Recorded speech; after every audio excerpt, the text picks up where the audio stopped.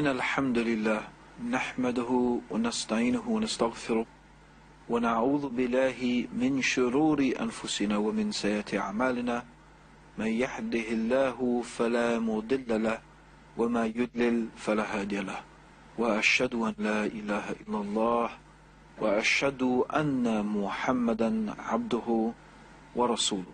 Today we're going to talk about Sharia. What is the Sharia? It is a term that is very misunderstood amongst non-Muslims. So we're going to take a little bit of time to clarify what does the term Sharia mean. And also we want to talk about some important aspects of the Sharia and some important matters that leads to the waterhole. So in a sense the Sharia is the path, it is the way. It is the way that leads us to that which we as Muslims desire and hope for, which of course is the pleasure of God and the paradise, which is a place of eternal bliss, where those people who have obeyed God and submitted to and followed the commandments of God will find themselves after the Day of Judgment. So the Sharia is the way. It is the clearly defined and laid out way that shows us how do we reach our goal. As I've said, the goal is paradise, and the way to achieve paradise, in fact we believe the only way to achieve paradise is through obedience and submission to Allah. What does Islam mean? Islam means submission to Allah, obedience to God's commands. And this, we believe, is the way of life. It is the religion that God has and always had ordained and decreed for human beings to follow. In fact, the Quran teaches us that Moses, Abraham, Noah, Jacob, the prophets sent to the children of Israel, including John the Baptist and Jesus, and of course God's last and final messenger, Muhammad, may Allah's peace and blessings be upon all of his messengers. We believe all of these messengers were Muslim, people who submitted to God. And the deen, or the way of life, the way of living that they followed was a way of submission and surrender to the Creator. However, although in general the principle, the idea, the concept that the prophets came with was the same, in other words, submission to God, the details of the acts of worship, how to pray, how to fast, the specific laws through which and by which various communities should live their lives, they have changed over time. So there are some things that we find that the Quran and the teachings of the Prophet Muhammad allow, that were forbidden to people who came before. And there are some things that are forbidden in the Quran that were allowed to the people who came before. Why? Because although the message of the prophets is the same, their message being submission to God, some of the details of how the human beings should do that have changed over time. Let us think about that, why that might be. One of the reasons we could give is that humanity as a whole has gone through various stages, rather like we as individual human beings go through various stages. When we were born, we were in a certain state, and we needed certain things. We needed, well, many of us, of course, we put nappies on our babies, and the children are breastfed. The food that they are given is not the same as the food that the adult is given. The clothes that they wear is not the same as the clothes that we wear as an adult. And it's the same thing with humanity in general. Humanity was young. There were certain guidelines, certain simple guidelines and laws that were needed. Humanity and the interaction between human beings in general was a much more simple affair. And therefore the guidance that we needed was much more basic. But as human beings changed, and as humanity itself grew, and as the world changed, then individual communities, they needed specific guidance for those specific times and for those specific places. But about 1,400 years ago, when the Prophet Muhammad was born, the world had reached its final stage. Humanity had entered into a final era, and that it was time for a final message, a message that was not only for a particular place and for a particular time, but a message that was suitable, and a Sharia and a detailed guidance that was suitable and is suitable for humanity all the way up until the Day of Judgment. And that was the guidance that has been revealed by Allah in the Quran and has been detailed in the practice of the Prophet Muhammad, may Allah's peace and blessings be upon him. So this is the Sharia. The Sharia really is composed of the actual details of the laws through which and by which the human being should live their life. And so in reality, the whole of Islam is included in the Sharia. The Sharia is really the practical side of how we should live our life in a way that is in submission to Allah. So the Sharia teaches us our belief in Allah, what we should believe about God, the things that we should say about God and attribute to God, and the things that we should not attribute to Allah and that we should not say about Allah. The Sharia details our belief in the angels, in the books that God has revealed throughout the ages, and the messengers and the prophets whom Allah has sent. The Sharia details for us the events that are going to happen before the Day of Judgment, the life in the grave, the Day of Judgment itself, and the paradise and the hellfire. The Sharia details for us our belief in Qadr wal Qada, which means the measurement and the decree, and that is the decree of God.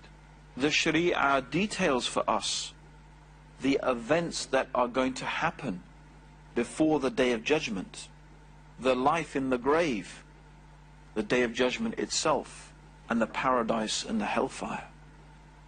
The Sharia details for us our belief are, number one, the Shahada, or the testimony of faith.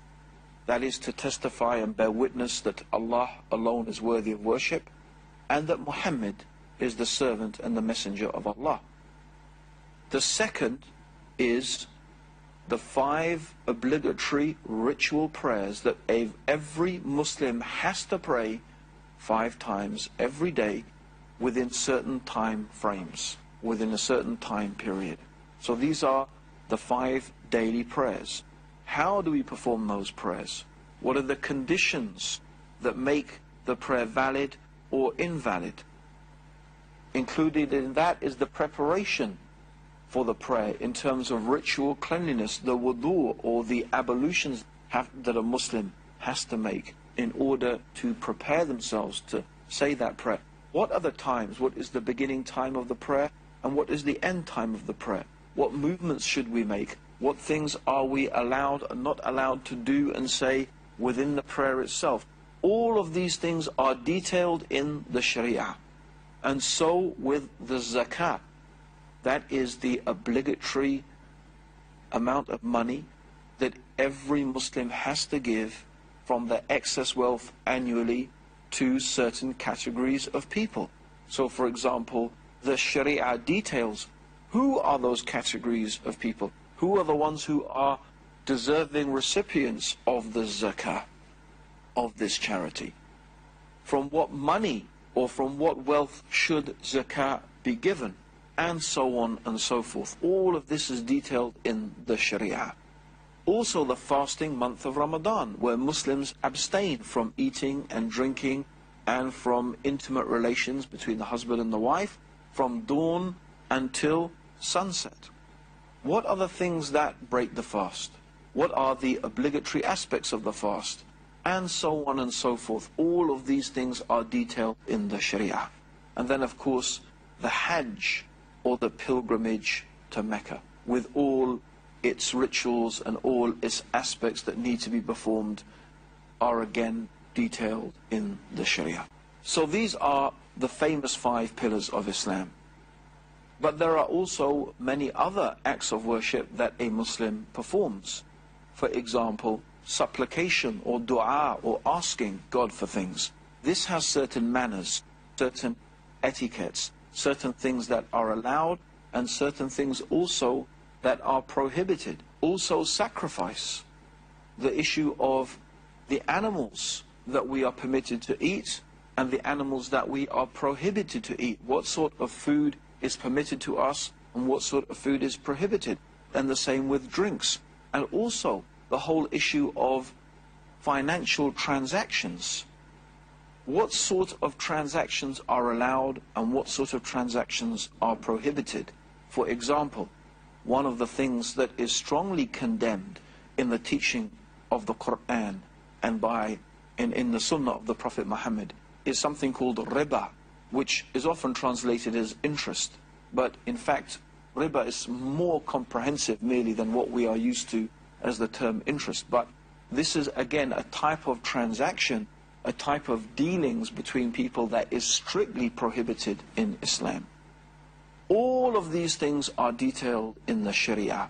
So we find that the Sharia is a comprehensive and complete way of life that has guidance for all aspects of the human being.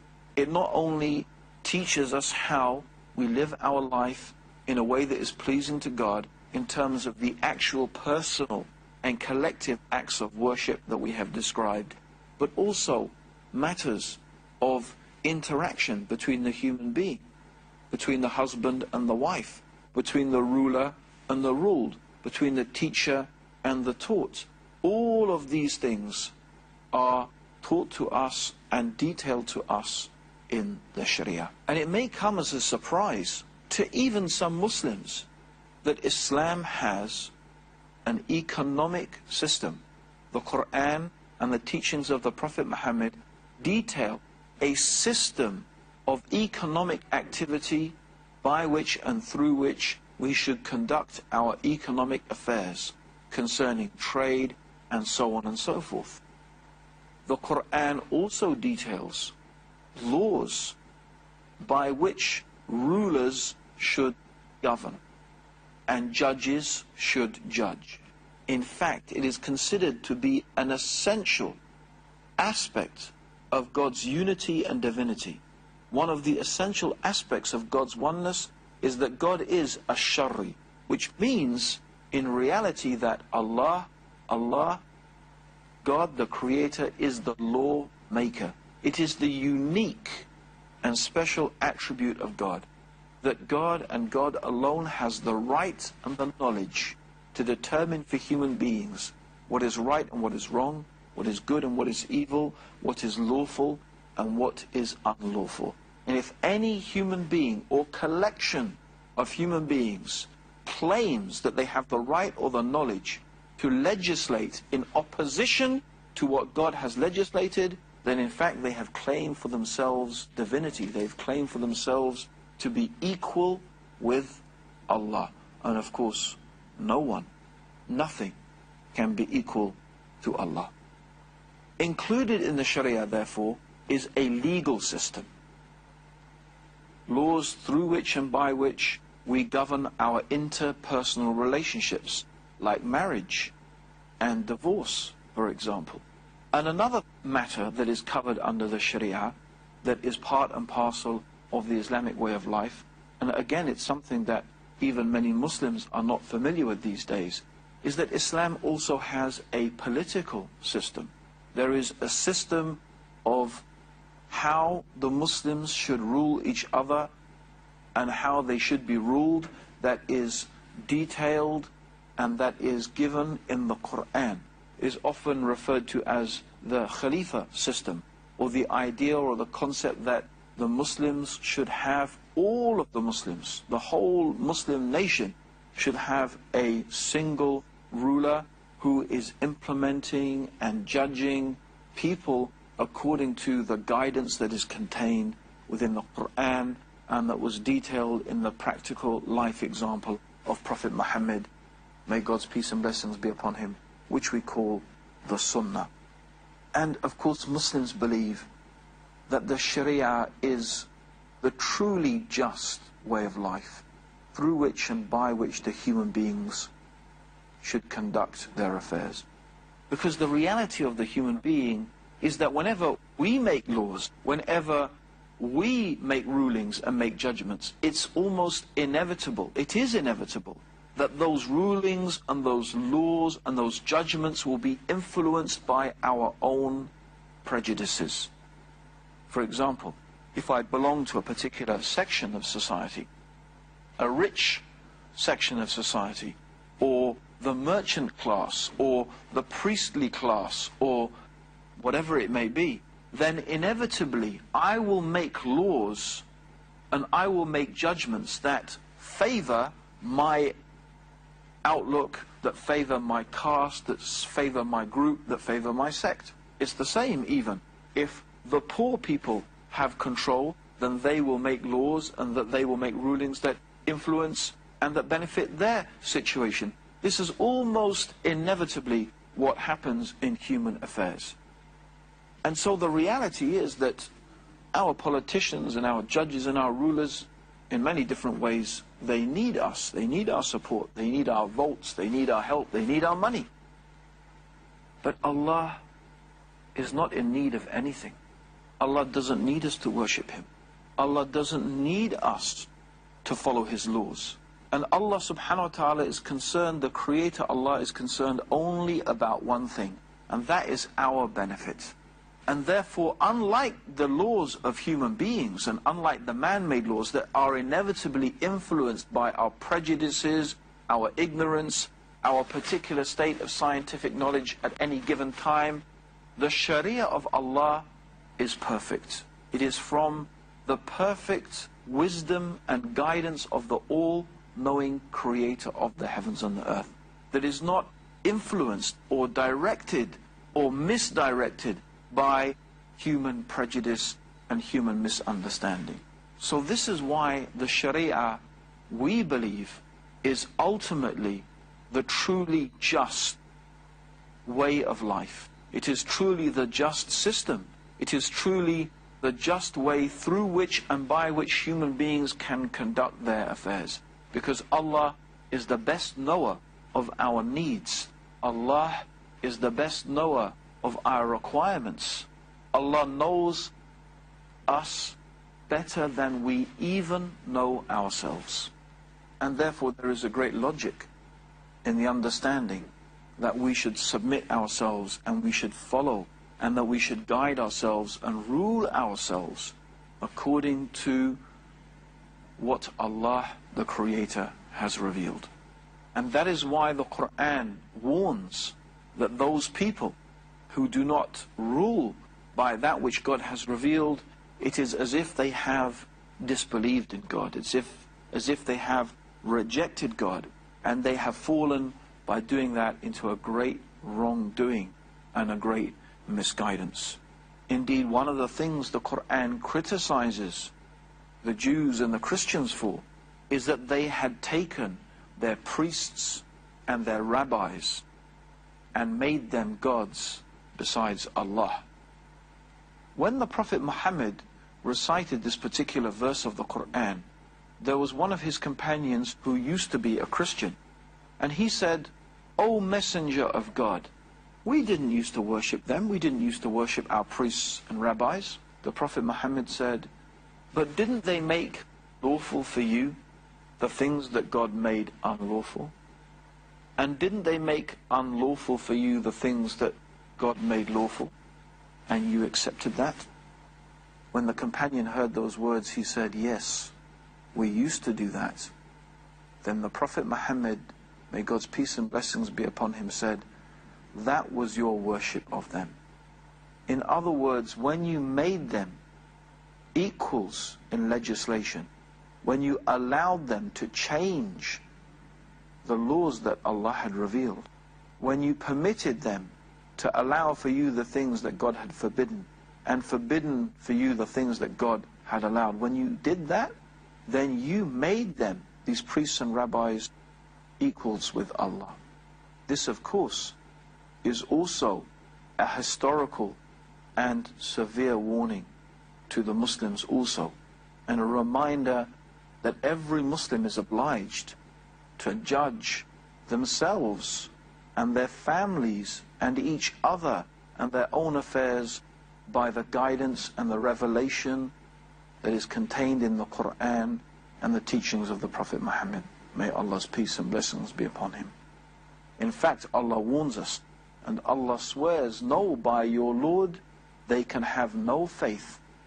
They can have no true faith until they make you, Muhammad, a judge in all disputes between them, and find no resistance in their heart against your decision, and submit to it with the fullest submission. And this clearly shows that every Muslim is required to make the Sunnah, the way and the teachings of Prophet Muhammad, who explained the verses of the Quran and lived them in his life. We have to go back in all our affairs, whenever we have a disagreement, whenever we have a disputation, if we are Muslim and we are people who believe in God and the last day, we would go back to what the Prophet Muhammad has said, and we will make that a judge between us. And when we have found what Islam teaches, what the Quran teaches, what the Prophet Muhammad says, we will be happy with it, and we will follow it, and we will submit to it. So to conclude and to recap, the Sharia is the way that leads to God's pleasure.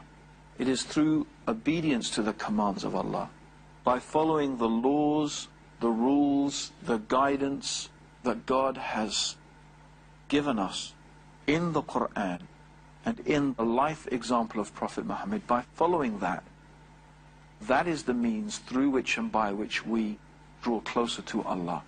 And this is the meaning of the Sharia. It is an all-encompassing term that covers everything in the religion of Islam, through which and by which we seek the pleasure of God and aim for God's paradise, and also all of that through which we avoid the anger of Allah and avoid Allah's punishment.